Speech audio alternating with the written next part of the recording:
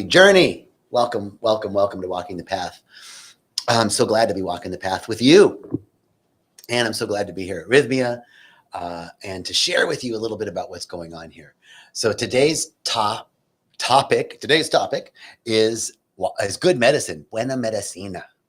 And we got some good medicine here at Rythmia. I want to talk to you about the medicine here at Rythmia and what's happening. And then I want to talk to you about your medicine. What is your medicine? Not just what your medicine is. There's two parts of what your medicine is. One is what you bring to others. You bring good medicine where you go. You bring something. You bring an atmosphere of something wherever you go, and people pick up on it. That's your medicine. And then there's good medicine that we use for ourselves. What is the medicine that we use to keep ourselves centered? So we're going to expand the definition of medicine. So we're going to start from a very simple idea of what medicine is. So, as any good orator will start with a definition. So I went to the Oracle, the Oracle of modern day time, Oracle Google, and looked up the definition of medicine. And one definition of medicine is the practice and procedure used for the prevention, treatment, or relief of symptoms of disease. So it's a practice or a procedure or doing something. It's either a practice or some sort of intentional procedure used for preventing, treating, or relief of the symptoms of disease. And then we're going to take disease and break that up. Dis-ease, things that cause us to be uncomfortable. Disease, right? So let's talk about what is this procedure, right? What is the procedure? Well, the procedure is in some way identifying, right? Identifying something. It's the practice or procedure used for prevention, treatment, or relief. So we have to identify something as being, I'm saying hi to everybody. Hey, Diego, what's up, brother? Identifying something within us. And then there's a procedure or a treatment that must be done in order to provide relief from that symptom. So this is a beautiful definition, and it works so well on the physical level and on the spiritual level. So we begin with definition. Now, I want to share with you, we're here at Rythmia, and the topic is a conversation about what's happening here at Rythmia. And today's topic, I'm so excited to share with you a little bit about what's going on. This week, I have had the great privilege of teaching a lot of classes this week with this amazing group that's here. And I want to acknowledge all of them for what they are doing. It's such a privilege to watch people step up to the precipice, to the edge of their boundaries, to step up to the edge of their comfort zone. And then to walk boldly into the unknown. That's what being a leader is. Leaders are walking into the unknown. And so if you are out there and you're working on something and you're feeling like you're all alone, you're feeling like nobody gets you, you feel like I'm going in a different direction than everybody else, that's because you're a leader. You're a leader in your life. And leaders aren't walking with the crowd. So if you're feeling alone, if you feel like you don't belong, you just might be a leader. You might just be bold and brave enough to walk into the unknown, to walk into that which is outside of your current paradigm. That takes courage. So acknowledge yourself for having the courage to walk not lockstep with the crowd, but to walk according to your own rhythm, according to your own internal directional guidance. That takes courage. That takes braveness. That takes power. So be proud of yourself, and don't let the idea that you're the only one or you feel alone, don't let that idea cloud the reality of what you're doing. Don't let that idea bring you down or in any way dampen that internal urge that's nudging you forward. Follow that internal urge. Those nudges, those are divine inclinations. Those are divine directions that we're receiving. And so in order for us to receive more of that divine direction, in order for us to be more aligned with our intuitive guidance, we have to do some cleaning. We have to do some straightening up. We have to scour the channel, if you will. So the next thing I want to talk about is house cleaning. And then we're going to talk about medicine. We gotta scour the channel. And what does that mean? We are essentially, our spine is the central channel of our entire body. And this central channel is our nervous system, right? It's in the spine. This column, the spinal column, this central channel is our energetic channel within the body. And as we go through life, things tend to get stuck in that channel. Think of a rain gutter, rain gutter, put up the new rain gutter, it's clean. And then, leaves fall in it, dust falls in it, stuff falls inside, then the rain comes and then the leaves start to deteriorate and it gets kind of gooey and stuff gets blocked in there. None of that is bad, right? Leaves aren't bad. Leaves falling in the gutter. None of that's bad. It's just what's happening. It's a natural process.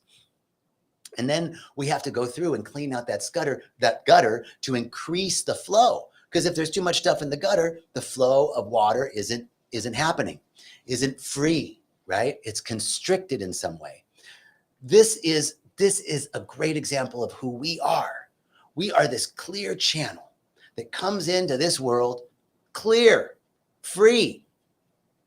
And as we go through the natural process of life, things kind of get attached, things fall in and start to block. Not bad, not good, just as what's so.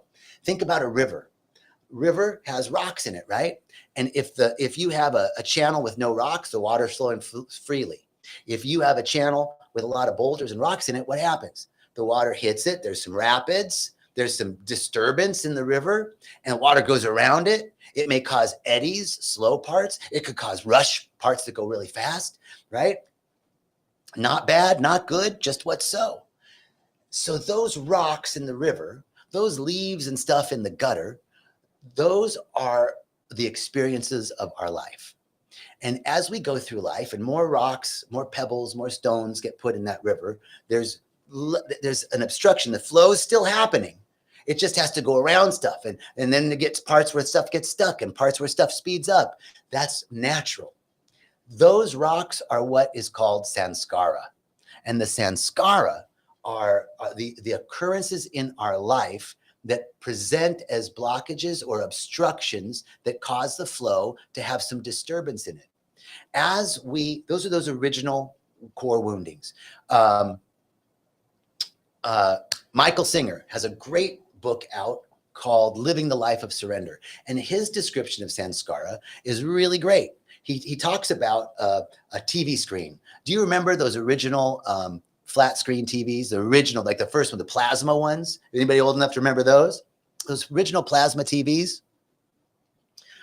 If you remember, if you put the TV on pause, the image would burn onto the screen, right? It would burn onto the screen. And then when you were watching something else, you'd still see the burnt image through the screen of what you're watching now. That's kind of like our consciousness. Our consciousness is this blank screen. It's this clear channel. We come in blank, and then something happens. So Michael Singer's example is so good. You're walking down the street, and you see a snake, and you go, snake, bad. Boom, that image gets burnt onto the screen of your consciousness. And then you keep walking, and a butterfly lands on your hand, and you go, butterfly, good, butterfly, good. Snake, bad, butterfly, good. And we immediately start to go, less snake, more butterfly. Less snake and more butterfly, baby, right? And we go for the butterfly, and the snake, we don't want. And then you're walking down the street, and you see a stick, and it kind of reminds you of the snake. So you go, stick, bad. Right now, the stick is like a snake, but nothing like a snake. Kind of resembles it, but isn't it at all. But we have that association. First was the snake, now the stick, and then you see a rope. Rope, stick, snake.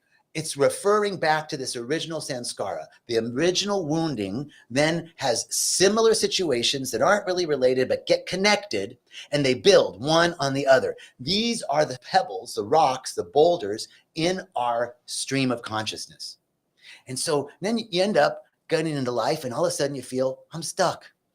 I don't feel so great. I'm not happy. The things that I used to do, I like, I don't like doing anymore. In fact, I don't even know what I like anymore. I don't even know who I am. I just feel like some things are rushing by and some things just don't seem like they're moving. And I just feel blocked and I'm procrastinating and I'm not living my life. I want to stop right there and say, that's life. This is life. Full of samskara or a clear channel. It's all life. It's all living. Nothing wrong. Now, as these samskaras, these associated events start to occur, this snake, rope, stick, right? They start to accumulate. And pretty soon we're walking through life and everything's triggering the original samskara. It has nothing to do with the snake, but you see twigs and sticks and all sorts of rope and twine and wire and anything that's anything like a snake triggers that original hurt. So we got to clean house. We got to scour the channel. We got to remove the boulders out of the river so that there's less stuck parts of eddies and less rapid parts, less disturbance, more clean flow.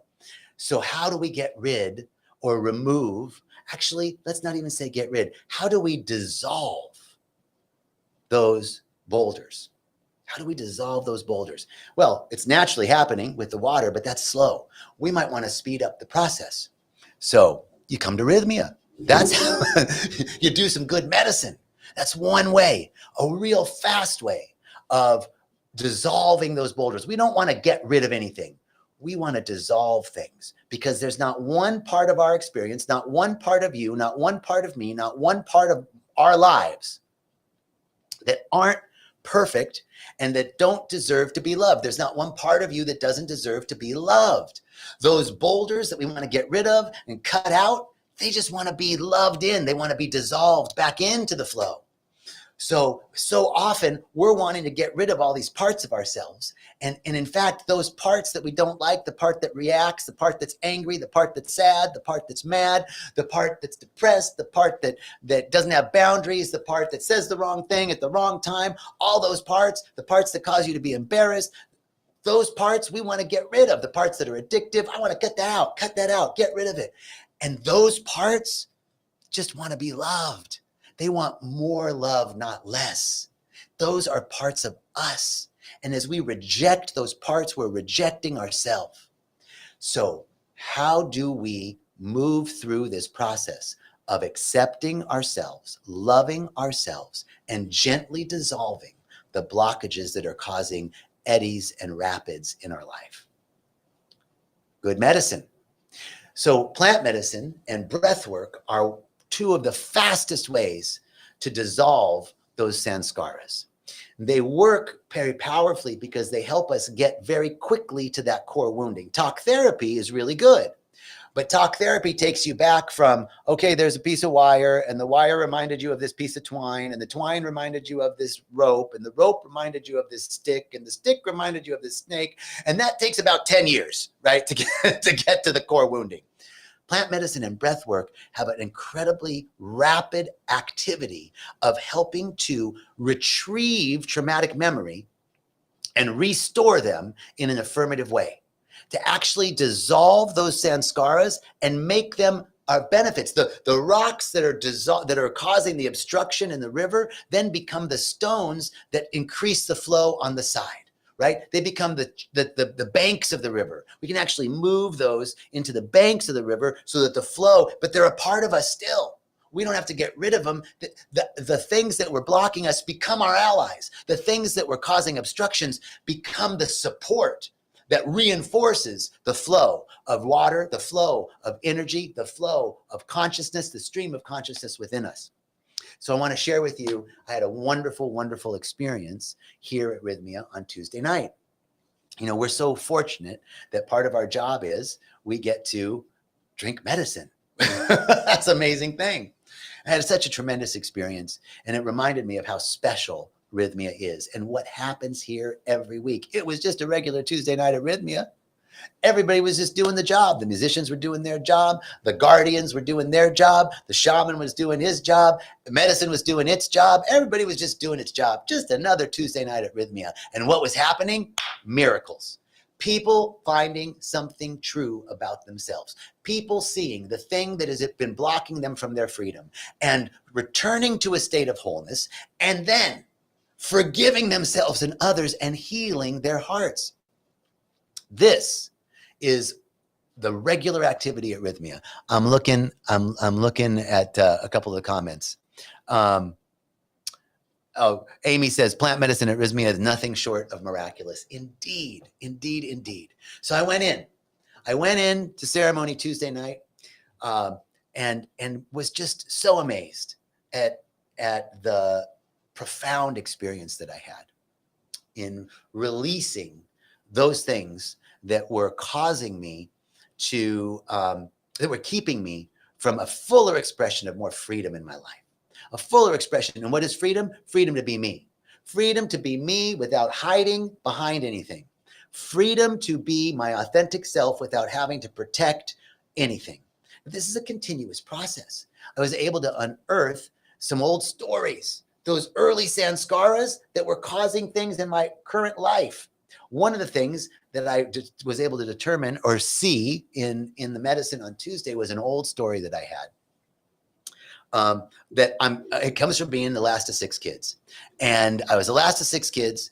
All my brothers and sisters were much older than me, and my parents were a lot older than me. And here I am. I have 5 older brothers and sisters and 2 parents that were always there to make sure I wasn't doing anything wrong. They were just trying to be loving. But it was a constant like, nope, you're doing that wrong. Nope, not that. Nope, a constant correction. You know, little kid just being constantly corrected. Don't get it twisted. I was completely spoiled too. But constant correction. And then this memory came up. I was maybe 8 years old. And my dad had a restaurant when I was little. And in the restaurant, around the perimeter were all these shops. And one of the shops was a beauty salon. And at the beauty salon, all these women worked at the beauty salon. I was this little kid, and I would go in on Saturdays, and they'd have donuts on Saturdays at the beauty salon. So I'd go and get a donut. And one of the girls offered to give me a manicure. Now, this is in the 70s. So it wasn't cool for men or boys to be getting manicures in the 70s, right? That was not the thing. Now, everybody's like, I'm going to get a pedicure. But that wasn't the case then. So one of the girls offered to give me a manicure. I didn't even know what it was. She gave me a manicure. Cool, whatever. And I went home and went to do my chores. And I was outside pulling weeds, in the garden. And my dad, he was at the restaurant, and he heard that his son got a manicure. He was pissed. My dad, Navy, Lebanese, Navy, military, macho guy, right? He comes running out the back door. Back door flies open. I'm thinking, I'm doing so good. I'm doing everything right. I'm pulling weeds. I'm doing my chores. I'm such a good boy. And he grabs my hand out of the dirt. He's like, let me see your hand. Did you get a manicure? And I was like, yeah. He was so mad, right? So worried about his son, what that might mean. Little did he know. So nothing traumatic. He didn't beat the crap out of me. He was upset. But that was the example of all this stuff that happened in my life, this original sanskara of I've done something wrong. I don't know what it is, but I'm in trouble. I internalized that story. And now many years later, I've noticed that a lot of times my default is I'm wrong. If somebody says something to me, or there's a team and we're in a meeting and something happened, I take responsibility for shit that isn't mine to take responsibility for. And I'm like, why did I do that? Because I have this old story that I'm wrong just by default, and I'm not aware of it. So I was able to see that old memory. This is one of the beautiful things about ayahuasca, is that it activates the sigma-1 gene, which is responsible for traumatic memory retrieval. This is why ayahuasca and plant medicine and breath work are so important for PTSD, because it somehow works with this sigma-1 gene and allows it's an anti-amnesic effect and allows suppressed memories to come up to the surface, to be viewed, and then in some way, the memory is restored in an affirmative narrative. It looks like this. I had a client that came, and she Her father died when she was 8. And for all of her life, she thought of her father with regret and remorse because he wasn't there when she graduated from high school or college. He wasn't there when she got married. He wasn't there when she had her first kid. So it was always sadness. Think of her father, sadness. That's the original sanskara. And in the medicine, she something around the memory, she retrieved this traumatic memory of her father's death at 8 and was able to restore it. And she came out of ceremony and without any prompting said, you know, now when I think of my father, I think of him with gratitude for the time that we had. Now, nobody could have told her, you know what, what's good for you is just to be grateful for the 8 years you had. Anybody would be like, screw you. Don't tell me that. I lost my father. But somehow in the medicine, something happened and she was able to restore that traumatic memory. So this is what we're talking about in terms of cleaning house or scouring the channel, cleaning the channel. And so Tuesday night for me was a great night of cleaning the house, right? We have to see those continuously, remove those boulders. If I had 10 boulders in my stream and I went to ceremony Tuesday night and I got rid of 3, the channel's moving better. It's flowing more freely. And this is what we do moment by moment, breath by breath, event by event. When things trigger us, we get to see what the original sanskara was. What does it remind me of? Where's the familiar feeling? I'm getting triggered by this event. It reminds me of feeling like this when I was back in this age. We get to track it back. And in doing that, whether you're in the medicine or not, this is good medicine. That we can see what that is. And just in the observation of it, it begins to transmute. Just in the observation of it, that tightly wound pattern begins to loosen up a little bit in observing it. And this is where we get to love all those parts of us. We get to observe that tightly wound pattern. And instead of trying to shift it, we just watch it. And in the watching of it, it starts to unwind. And as it starts to unwind, we begin to have more facility with unpacking it. And as it gets unpacked, we begin to go beyond that current paradigm that we had. We move into a new paradigm. That's what's called thinking outside the box. That's what's called moving into that's moving beyond your current formation. That's called transformation. That's what it's about. So let's say you haven't had a chance to come to Rythmia. You can still clean house. You still got good medicine. So medicine is 2 parts here. One is cleaning house is 2 parts. One, it's cleaning the blockages, the sanskara that's on us. And also cleaning house is returning back to our original state of wholeness. That's the other part of cleaning house. Now, first, we're removing this stuff, but in removing it, we return back to our original state of wholeness. And then your medicine, the medicine, and your medicine. So there's this plant medicine. Then there's also stuff that's good medicine. Breath work is good medicine. Meditation is good medicine. Our practices are good medicine. What practices are you using? What medicine are you using in your life? I want you to have a whole gig bag, a whole panoply, a whole toolbox of different medicine, a doctor's bag of different medicine that you can pull out at any time. I got a 10-minute Tai Chi routine. I've got a 5-minute meditation. I have a 15-minute breath work. I can go out into nature. I can go to the gym. I can do a hot cold cycle. I can connect with somebody. I can read something spiritual. I can bring my awareness to my language. How am I speaking about myself? What am I saying to myself about myself? All of these things are practices, and all of these things are good medicine. They fit under the definition of the practice or the procedure used for the prevention, treatment, or relief of the symptoms of disease. And I would say that we are definitely uneasy when we are racked by being triggered by everything in our life. Everything offends us. Everyone's pissing us off. We're uncomfortable in our own skin. We don't push beyond our boundaries. We keep ourselves small. We don't feel comfortable expressing ourselves. That, by definition, is disease. That is unease outside of ease and grace. Dis-ease. It also is an expression of an illness, because when we are limiting our growth, we're making ourselves ill. When we're constraining ourselves and restricting the natural flow of what wants to come through us, we're causing illness. That's called psychosomatic responses, and it outpictures in the body as illness.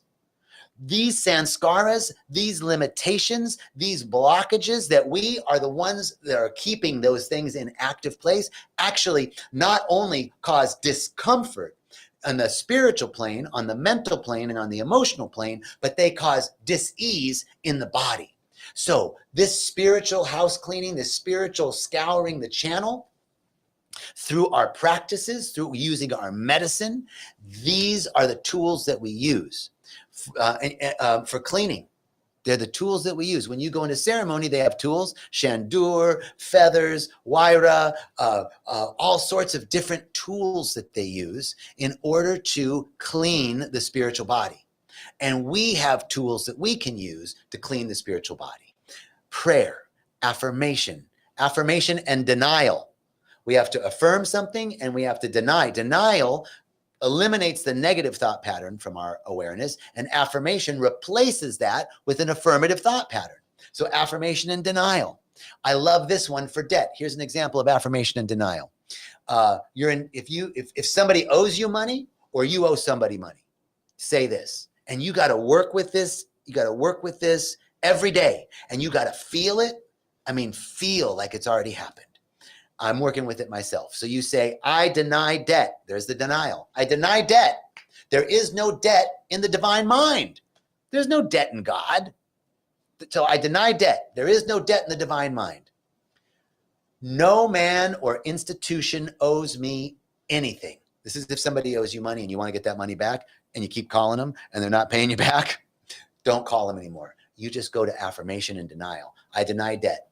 I deny debt. There is no debt in the divine mind. No person, no man, no woman, no institution owes me anything. All is squared. All is squared. I send forth love and forgiveness. Boom. Work with that. Now, you want to erase your debt? We don't have to know how.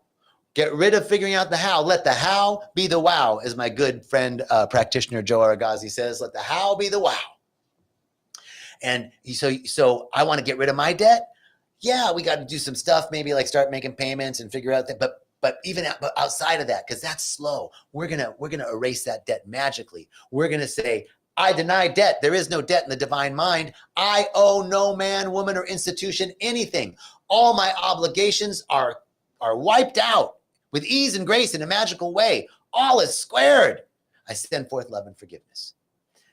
Affirmation, denial and affirmation. That's medicine right there. We're treating our minds and preventing the disease of limited thought from causing uncomfort in our body and in our minds. So watching our language, affirmation and denial, meditation, affirmative prayer, yoga, breath work, movement, qigong, tai chi, getting colonics, getting massages, walking in nature, swimming, salt water, doing cold plunges, doing saunas. All of these things are medicine. All of these things are procedures and practices used for the prevention, treatment, and relief of symptoms of discomfort, mentally, physically, spiritually, and emotionally. That's what good medicine is. So you have to have your medicine bag full of different things. I got 2 minutes. I got 5 minutes. I got 3 minutes. I got a half hour. I got an hour. You got to be able to use those things and call on them to treat and prevent the reoccurrence of these disturbances in our mental, spiritual, physical, and emotional system. Now, the other definition, finally, last part, other definition of medicine is the medicine that you bring. You are good medicine. You're good medicine. Wherever you go, you bring an atmosphere of something with you. What are you bringing when you walk into the room? What are you bringing when you go to that party? What are you bringing when you go to that meeting? Are you bringing, this sucks, I can't want to be here, when am I going to go? Or are you bringing an atmosphere of love? Are you bringing an atmosphere of compassion? Are you bringing an atmosphere of peace? Are you bringing an atmosphere of joy? Are you bringing an atmosphere of abundance and prosperity, of health and vitality, of creativity and excellence? What are you bringing? You, through our practices, by administering ourselves our own medicine, through our practices and keeping our channel clear, cleaning that window, scrubbing that channel, cleaning the house, rearranging the furniture. By doing that, we're applying the medicine to us. And then we get to move from the me plan to the we plan. That's spiritual growth and development. And then we get to bring that medicine wherever we go. When you show up, peace shows up. When you show up, love shows up. When you show up, compassion, joy, possibility, potential shows up. That's good medicine. Then you get to bring the medicine to the world. That's what I love about this talk. It's called Walking the Path. And my mission is for my own spiritual growth and development so that I can walk the path of spiritual growth and development with others. Because I believe, and Rythmia believes, that through individual transformation, we create a world that works for the best and highest good of all, from the individual to the community. We do our own housekeeping, we keep our own side of the street clean, and then when we cross the street, we bring that atmosphere of cleansed, beautiful energy wherever we go. And we are the medicine. So we get to take in the medicine and receive, and in God's good way, we get to give that medicine back and watch it multiply and amplify in the world. Because the revolution will not be televised, and it won't be on IG, TikTok, Instagram, LinkedIn, or Twitter. It's going to be in consciousness, one consciousness at a time. All we got to do is scrub our channel, keep ourselves full of good medicine, and then we naturally will take that medicine out wherever we go. I want to thank everyone here at Rythmia. This is the most amazing place. When you come, you'll see that everybody from the housekeepers to the massage staff to the guardians of the medicine and the shamans and the doctors and the teachers and the chefs and the administrative people, that everything is working together here for you to show up and receive some good medicine so that you can then go out into the world and take this medicine everywhere you go. Good medicine, baby. All right. Thank you so much, everyone. It's such a great honor to share with you today. I'm sending out love and forgiveness. We're denying anything. We deny lack. We deny debt. We deny not enoughness. We deny that we don't belong. We deny that we're not lovable. Because there is none of that in the divine mind. We send forth love and forgiveness and affirm that we have everything that we need, that all of our needs are met, that everything is working together for our good, that all is well and all will be well, that everything always works out for us, that everything is working together for our good. We affirm that and allow that medicine to do its job. All right. Peace and richest blessings.